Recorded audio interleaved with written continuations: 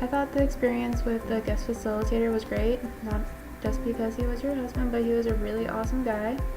And I was really happy that I was able to get his feedback on how I do my own speech style, especially with my comfort and skill levels. I felt really good about having him help to reassure me that walking around barefoot during presentations is not that completely odd. Just because I feel that walking around barefoot or giving a presentation barefoot helps give me a little bit more of a comfort level as how I can easily relate to the people I'm talking to, because it just kind of breaks down those barriers of having to dress professionally and having to be uncomfortable in what you're wearing, and it just kind of makes me feel a little bit better about the situation, just because I feel a little bit more free to actually just do what I want to do instead of having to think about my feet hurting in high heels or in any kind of shoes. What worries me about ethical decision making would have to be definitely if I were to make the wrong choice, especially if that wrong choice were to bring the organization that I'm in at the time crumbling down. And if I do that, then what would that mean for me in the future? Even though I know I would learn from my mistakes and that I would do better to make the right choices, it is really hard sometimes. For example, especially having the medical issues I do, like I should have a better diet with no carbs, no processed foods, no spicy foods, less fish and more veggies, etc. But being a vegetarian with a sensitive stomach and a love for spicy sushi, it is hard. I will never give up sushi unless I heard from a doctor I may die the next day because of it. I just can't. Or even having to give up my tteokbokki, which is spicy rice cakes, which is a Korean street food delicacy. I will never give it up. No one can make me give those things up. Not gonna lie, and my roommate is laughing at me right now.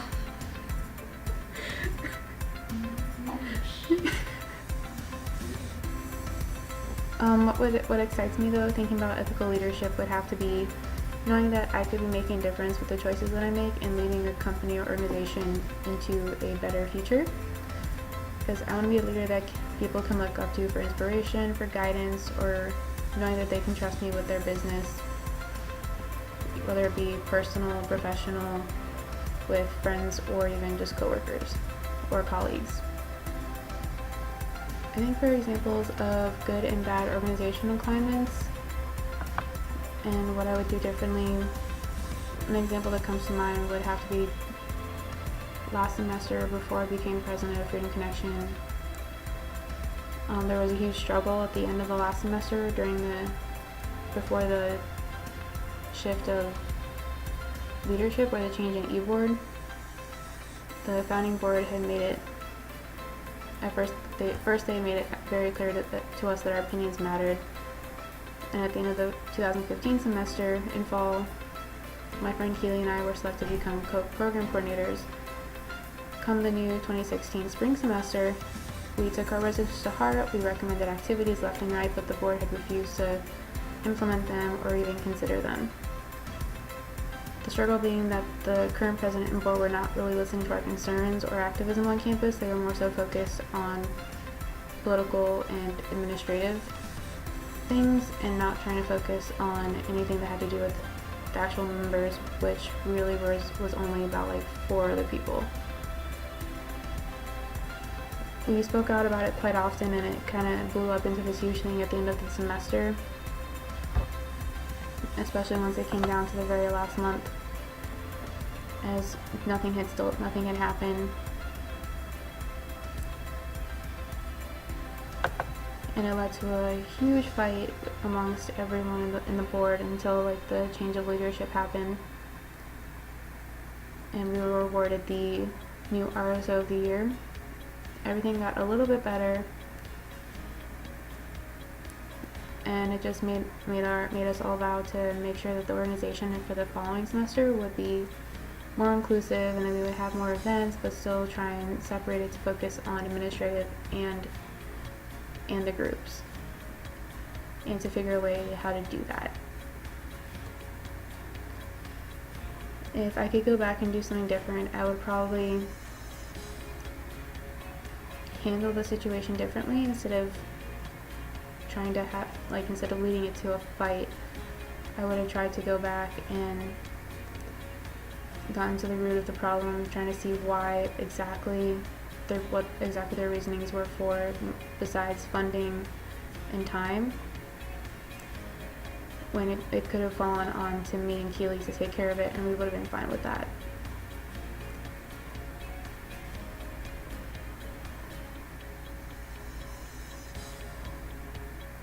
Other than that,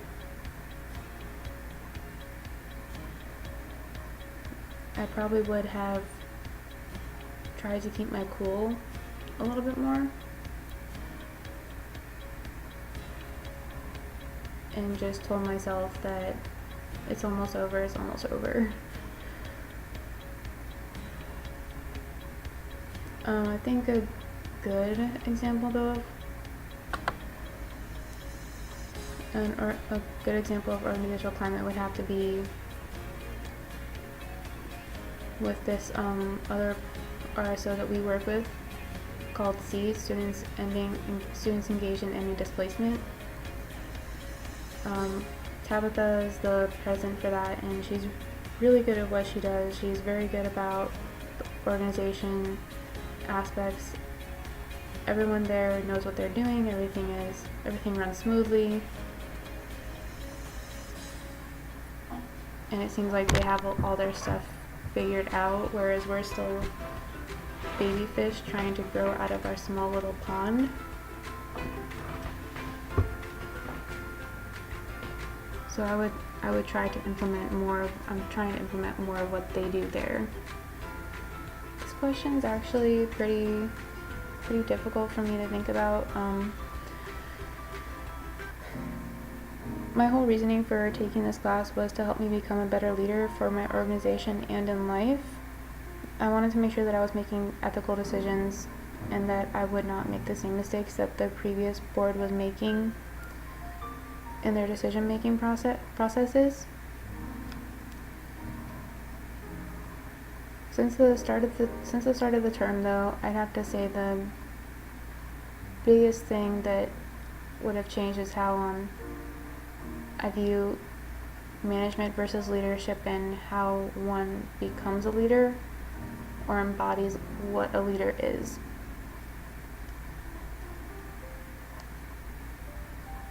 And that's thinking back on my past experiences with my former bosses and realizing that even though they said that they were doing ethical business practices, to me they never really seemed like they were, not just trying to line up with my ethics and my morals, but just those of what we've discussed in class. That especially in today's class, where when we were talking about the frameworks and the structures of what makes an ethical leader, especially for the reasoning of business practices and making money, how you can be ethical in turning a profit, but it shouldn't corrupt the ethics and the morals of those around you either. And it shouldn't go against anything of what would harm anyone else in the process either.